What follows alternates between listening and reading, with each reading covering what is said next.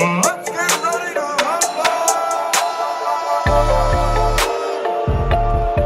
Like trying to teach them man in Jones like Roy, undefeated like Welcome to another episode of Another Round. Strap yourself in because this is the biggest fight of the year. We're doing a special episode just on this massive fight, Anthony Joshua versus Alexander Usyk. And I'm here as ever. My name is Mike Thomas, my co-host, Gatehead grappler himself, Hamza Hanif, the man. How you doing, bro? Are you still...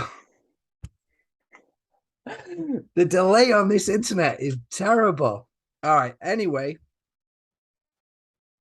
are you still there? Bro. Yeah, I'm here. Technology is fucking us, bro, but let's go. So bad. Anyway, there's a big, just for everybody at home, there's a big storm in Florida and it's messing up my internet. But anyway, massive fight. Biggest fight of the year for 2022 so far. We don't know because there might be some bigger fights happening later on down the line if Tyson Fury decides to come back out of retirement. But it's a massive event. Jeddah, Saudi Arabia. It's happening tomorrow night. Just so you guys know, we just saw the weigh-ins. We saw everybody weigh in. I'm mega excited.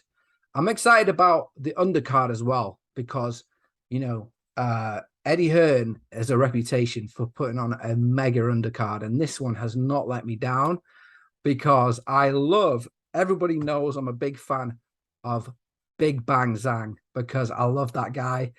He's the biggest Chinese man I've ever seen in my life, and he's fighting against Philip El Animal. Probably the biggest Chinese man to ever exist. Mate, probably. Apart from that basketball player, literally the biggest Chinese man I've ever seen. Oh shit, I forgot about him. Yeah, Yao Ming. You call Yao Ming? He's huge. Oh, mate. Yeah. I don't know what's going on in China, but they're growing like crazy, man. They're on the McDonald's or something. I don't know what's going on over there. Putting the growth hormones are going off out there. But yeah, Filip Hrgović and Big Bang Zhang. How do you see that one, mate? That for a starters. He's gone. Has he gone? Are you gone? Are you there? Well, I think Start with the event, my friend. I'll just edit it. I'll edit it and we'll do what we need to do. Yeah, okay. So talking about storms in Florida, there's a storm in Saudi Arabia brewing this side. Huge event for boxing. Do you know what I mean? Can AJ become 3-time heavyweight champion? Can Alexander Usyk begin a dominant reign? And you know what it is? I was thinking about this. The last dominant champion that we had, the last two dominant champions that we've had, all came from Ukraine. You know, that weirdly enough, they're brothers as well, but it's the Klitschko brothers. You know what I mean? So there's something about these guys. When they get a hold of those belts, they don't let them go easy. So it's a huge, you know, in terms of the scale of the event, you know, nobody goes bigger than the Saudis. Nobody's going to plow more money into the event than the Saudis. And what that means is the fighters are going to get paid handsomely. And I'm excited for what is going to be a historical night in the heavyweight division, man. How about yourself? What is your take on it? Yeah, just to start off on the event, it's go big or go home with the Saudis. They like to do it big. However, a little bit of work maybe on the press conference just to kind of, it's not massively entertaining, but that's just a side comment. I think it's an amazing event, mate. I'm excited. I would say as well, I think it's a really cool, classy touch from Usyk that he worked hard to get that fight on free for everybody in Ukraine. Obviously, there's a lot going on in the Ukraine, which we'll discuss in a bit. But I think it was nice that he was able to do that, so everybody in Ukraine gets to watch the fight for free. And those that are a bit savvy with a VPN, I'm not saying any names or anything, but you know, I think that's a good thing. I think that's good. I think that's a good thing for the people. And I like that. And then moving on to the undercard. Go on. 100%. Just to add as well, it was a Mhm. classy thing by Usyk to try to fight so hard for it, but it was also a classy thing from the Saudis to kind of say, listen, we're not going to sell you these rights. You can have these rights that are worth millions. Just downloaded this app, by the way, called Citizens App, and it basically it warns you of people around you. I don't know if you heard about this app, but it's like, it'll tell you like somebody's wielding a sword like 200 yards away, or like somebody's like carrying a gun and they're at the gas station. That's I feel like that's information. That's information you need to know as well. If someone's got Yeah. a sword 200 yards away, I want to fucking know about it. Yeah. So it basically told me that there was a massive storm and that it's gonna carry on through the night and blah blah blah. So we don't have much of a choice. So we're just gonna have to soldier on. But yeah, when we talk about the undercard, some big fights, obviously Philip El Animal Hergovich versus Big Bang Zhang. And there's also Callum Mundo Smith versus the cocky Frenchman, Mathieu Yeah. Baralik, or however you pronounce it. I've just butchered his name, but yeah, I'm interested in that fight as well. I'm excited to see that. There's also the internet sensation that is, I don't know if you know about this guy, but James the Beast Wilson, who kind of rose to fame on Instagram by just being, a social media beast, basically. I want to see if he's the real deal. This is probably his first test that he's ever had, so be interesting to see how he gets on. He's on the undercard. He'll be on like probably second fight in. But yeah, Eddie Hearn always puts on a good show, mate. Always puts good fights on. And this one has not let us down. Particularly excited about Hergovich and Big Bang Zhang, because that'll be an enormous fight on the undercard. And I'm excited, mate. Yeah. I'm very excited for the whole event, and I can't wait. And it's also good for me in America because it's on DAZN and I don't have to pay pay-per-view. So it's basically free, baby. And we like that. Yeah. It's good. No, I think the undercard as well, it's kind of taken a little while to put it together. So it's like for a long time, it was like there was a fight being announced here, a fight being announced there. We weren't really sure how the undercard was going to look until very recently. It's all came together. And I think it's actually came out really well. I'm really, really excited for the Hergovich fight because Big Bang Zhang is like you said earlier, is one of the biggest Chinese people I've ever seen. Hergovich is really talented as well, but he's untested. Like he is untested in the heavyweight division, and he's been inactive as well. So that's going to be a really intriguing fight as well. And I think the Smith fight, obviously being from the UK, the Smith family of boxing from Liverpool, that they're massive names in the UK in terms of, there's like four brothers and they're all boxers and they're all, world level boxers as well. It's quite unique, really. And this fight will actually make whoever wins this fight will be mandatory for better BF as well. So I think this is a great a fight that you did mention actually was the Ben Whitaker fight. I'm really excited about this. I'm really excited about that kid just because he's with and he's got the dance moves and he's got the charisma and everything like that. And, he's an Olympian as well, so he's got the pedigree. So it's like if he can put it all together like he did in the amateurs, if he can do that in the professional game, we've got another world champion from Britain. So I'm super excited to see him as well. Yeah. Let me just say this now. Ben Whitaker is probably one of the most talented boxers that we've had come out of this country for a very long time. I think he could be one of the best boxers we'll ever have. The only problem that he is facing is he's confident to a point where he might be overconfident and he might mess it all up because he's just way too confident. Like, he's got unreal skill. He's very talented. He's a showman. I love the confidence because the confidence is something, the bravado is something that you see with the American fighters, like the Charlo twins. You don't see that much with our guys. I love to see it. I love to see it, and I tell you what, I think he's got great potential. I just hope he doesn't get distracted, and he just stays focused, because he loves the camera, that kid, and I'm excited to watch him in the undercard as well. So that was a very, very good shout.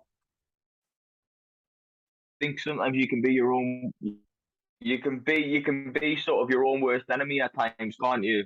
Especially when you're that talented. So it'll be interesting to watch his career develop, and especially as right now he's fighting people that he's going to look good against. He's going to get them out of there, and we're going to get to see him sort of display his skill. And as he moves up the ranks and stuff, we'll see him actually get tested. So it's good to see that journey, and obviously he's starting it on one of the biggest stages. This is a second fight, and he's on a Joshua undercard pay-per-view. For the biggest pay-per-view fight in the heavyweight division so far this year. So it couldn't get bigger, Yeah, massive fight. So let's move on to the main event, mate. Let's talk about that. What do you think? How do you think the fight's going to go? Let's start with, what are the keys to victory? How do you think Joshua wins this? How do you think Usyk wins this? What's the mentality going into the fight? If you were Usyk right now, what would you do to go in and win it? And if you were Joshua, what would you go in and do to win the fight? Right. So I'm going to start with Alexander Usyk and what I believe are his keys to victory. So I think Usyk kind of has to replicate a performance like the one he did in London. He needs to do what he does best, which is, and last time, conditioning, and it was his conditioning and his superior boxing that won him the fight and that won him the world title. So for Usyk, I feel like in order for him to win, he needs to replicate a similar performance. What I think we'll see from Usyk is a similar performance in terms of he will be elusive, he will be mobile, he will be counter-punching. But I do think we'll see a change in aggression this time, because he knows he can beat Joshua because he's done it before. So I don't think we'll see a performance where he will be as safe as he was last time. So I do think there will come a bit more aggressive than he did last time, and he'll play it less safe than he did last time. But I think his keys to victory are clear because he's won before, So Joshua's are slightly more complicated because we've yet to see it. But with Usyk's keys to victory, we know what he has to do to win because he's won before. He needs to box, he needs to move, he needs to remain composed, and he needs to not engage in anything that could get him badly. He needs to have aggression, but it needs to be controlled. Usyk is not the type of fighter where, a lot of people are like, he needs to just steam into him. And yes, he does. He does, absolutely. But he needs to do it in a way where he needs to be blooded. So you can't just lunge in on a man like that. You have to sort of break him down.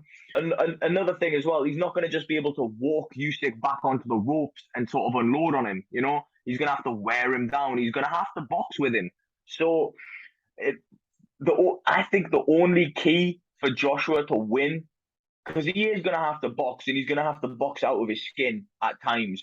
But his key to win, it's that thing that I've heard Muhammad Ali say this: I'm going to take you into the deepest ocean, and then I'm going to drown you, right? And that's what Usyk does. He drowns his opponents. He takes them into foreign territory, into the deepest, darkest part of the ocean, and then he drowns them.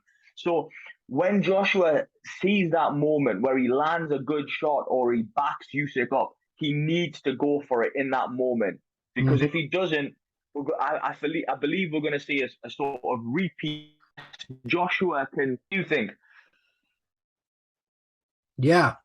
No, you made some very good points. Very, very good points in that. I think there's two key things in this. Okay.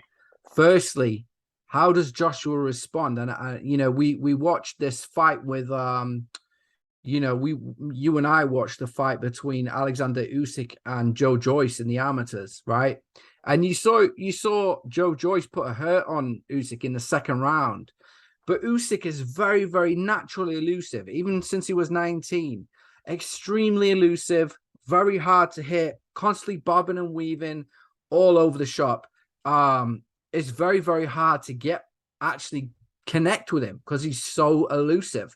But at the same time, you know, if Joshua fought like he did in the first fight between rounds 5 to 8, where he actually hurt Usyk, he actually connected. Yeah. And let's not forget the way Chisora fought against Usyk. He actually did some damage to Usyk in the first 2 rounds. So he's not a guy that Tony Bellew caught him with some good ones as well. right. So he's definitely somebody you can hit. He's definitely someone you can hurt. But for me, it's about, number one, sustained pressure. Joshua has to seize on the moment, jump on him when he's hurt, because Usyk came out after that fight and said he was hurt in the 5th round. He came out and he said he had a massive gash above his eyebrow. He was definitely hurt, okay? He was bleeding. The guy was hurt, but Joshua didn't jump on him. He should have jumped on him. He's still got the nightmare of Ruiz, where he's scared of the counter. He can't be like that in this fight. He has to go in all guns blazing. He cannot be afraid of Usyk's retaliation. He has to come in there and he has to step on the gas when he sees him getting hurt. That's the first one. The second one is how he reacts to getting hit, because he will get hit. Usyk's faster. He's got faster hands. There's no getting around that. That's why he can't outbox him. He's got more power than Usyk. We all know that. He's a bigger man. He's taller. His head's practically 2 times the size of his. He's a lot bigger. His reach is longer. He needs to use that to his advantage. He needs to get on, jab him hard, and then when he gets the opportunity, get on and lay into him, because there will be moments when that will happen. Mistakes I see him making is, number one, he shouldn't have come out and said, hey, Usyk's tricky because he's southpaw. If you consider yourself an elite fighter and you consider yourself top 3 in the world in heavyweight, you really have to, you can't be saying stuff like, he's southpaw, so therefore he's difficult. You're supposed to be, you're supposed to be able to adapt to that, mate. You're supposed to be able to know how to fight a southpaw. Yeah. Right? So he obviously is trained to fight a southpaw. Now, my worry is I've seen Usyk in training and in the warm-up fight orthodox. Is that going to completely throw Joshua off? Hopefully not. Hopefully Joshua's thought about that, and he's hopefully thought, hey, if he changes stance, which he does a lot of times, what am I going to do? What's my combination going to be? How am I going to move? How am I going to step to him? How am I going to move out the way? What is going to be my counterattack when he comes in and throws an overhand right or whatever he does? You know what I'm saying? So yeah, I want Joshua. And here's the thing. Usyk doesn't get backed up a lot. He doesn't get backed up onto the ropes a lot. You notice you never see Usyk against the ropes, barely. And that's because he moves around so good. His footwork's so good. He moves into a space. He'll do the peekaboo style that Tyson does every now and then, just to kind of change the angle and step out of that range. He'll do that a lot. And when you watch in the first fight, he was circling around away from Joshua's right hand.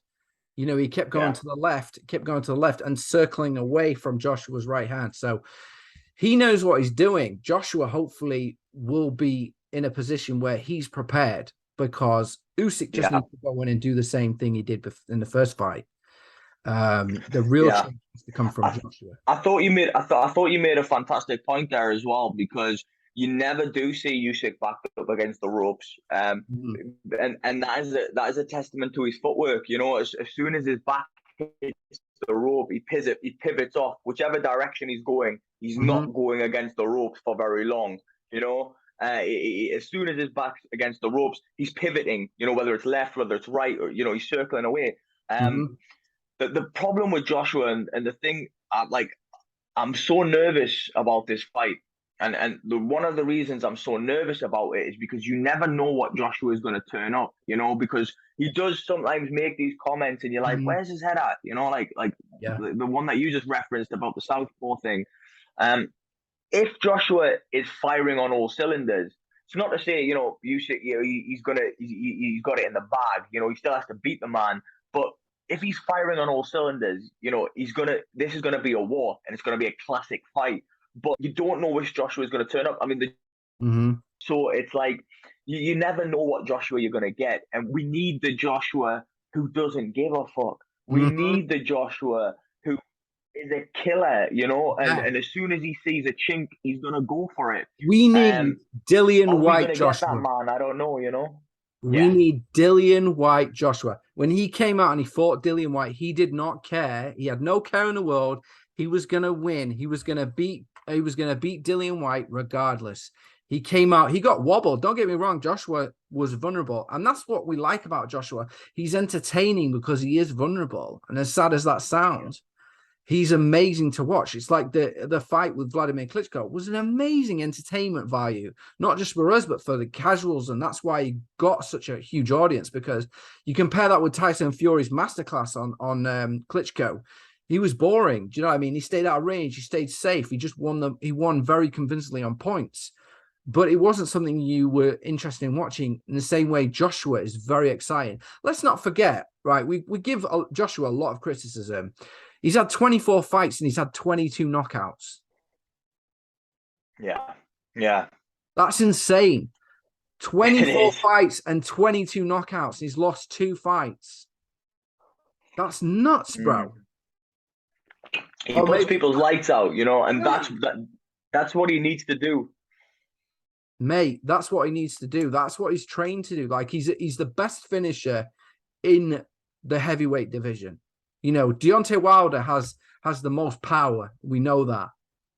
But Joshua used to be, I don't know if he still is. We're going to find out. Used to be the best finisher in the world. Like, when he hurts someone, he's very good at jumping in and finishing them off. That's what we need from him, because he didn't do that. And that's what upset me in the first fight. One comment that Joshua made that I did like and that I do agree with is he said, you know, regarding Usyk's weight, he was being asked a question about, you know, what do you think about Usyk bulking up, which obviously we know now after the weigh-in isn't necessarily a factor.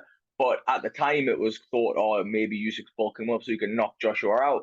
And Joshua made a very good point. Like, punches aren't made, they're born, you know? And we know that with Wilder. Wilder doesn't look like he should be able to do that. Thomas Hearns didn't look like he should be able to hit like that, but he did. Right, you put you into a coma with one shot, you know. But so it's one of those things that Joshua is a punch. You know, he was born a puncher. You know, he doesn't have that Wilder type. You know, sort of wind it back and throw from, you know, and just, you know, from any angle and knock you out type of style. But Joshua can hurt you, and when he hurts you, you stay hurt. The problem, what we found in the last fight, because there was actually a moment in that fight, I can't remember which round it was, that he actually broke Usyk's nose. He needs to go in those moments. He needs to forget about Andy Ruiz, man. He needs to forget about these things. You know, I'm this boxer and I'm gonna do this. You are a puncher. That's what you are. You know, yes, you've worked on your craft and you're Olympian. Sometimes I worry about him. You know, is he too nice? You know, you see the things he's like being too nice. His music that he plays when he comes out, brother. When I feel like it's not aggressive. Like, he doesn't, like the last fight, I could tell he was off. Like, he was off the boil. Do you know what I mean? When he comes out tomorrow night, I will know if he's in the right frame of mind just by looking at the way he looks. If he's smiling and hugging grannies on the way to the ring, I'm going to be worried. Do you know what I mean? Because that's what he did the first time. Yeah. You know, this, at least he didn't give his belts away. Do you know what I mean? At least he didn't fucking give his fucking belts away like a Make-A-Wish kid, like you said. Fuck me. That's because he doesn't have any belts to give right now. Yeah. So I fucking worried about him, right? Is he too fucking nice? Does he not have it in him? You know, like Hagler said, he's wearing his silk pajamas. It's hard to get up at 2 a.m. and run when you're wearing silk pajamas. Mate, I agree. I'm not sure. The other thing we need to talk about, bro, is the war in Ukraine, because it is a big factor. So I want to ask you, do you feel like the war in Ukraine is a positive for Usyk? Like he feels like, you know, I'm going to fucking win this because I'm doing it for my country. Or does he feel the weight of the world on his shoulders and he's actually secretly under immense pressure, and that will show, and he will actually feel the pressure of the war in Ukraine in the fight? Yeah. So speaking strictly in boxing terms, because obviously the war is war can never be seen as a positive, But I think in a boxing sense, I think it is a positive for Usyk because his country is under such sort of tragic circumstances, and he is this man representing them on this world stage.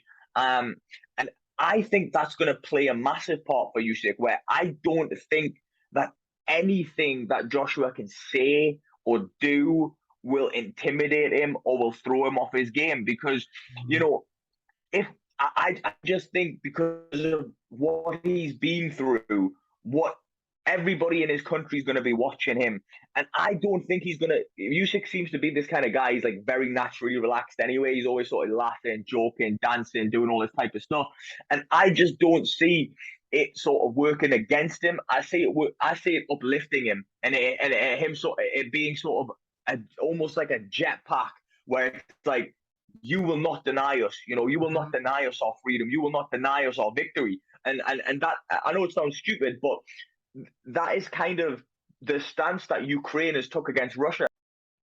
Only in a boxing context, see it as positive, Yeah. What do you think about it though? Because it is a mad situation.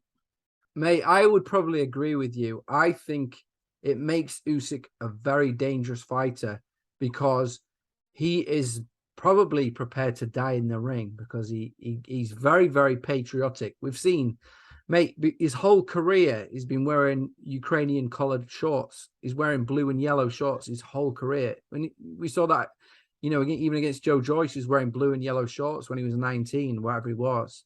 So he's a very patriotic guy. I think it makes him dangerous because he's just not going to give up. He's willing to die in the ring. The only way that Joshua's going to win is if he puts him out because he's not going to stop. He's not going to give up. Yeah. He will not quit.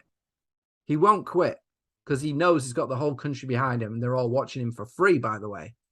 So Joshua has to knock him out to the point where he cannot come back at him because he will be relentless.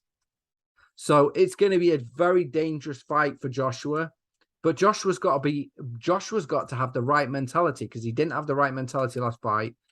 Joshua's the bigger man and he's more powerful and he should show that, but we don't know.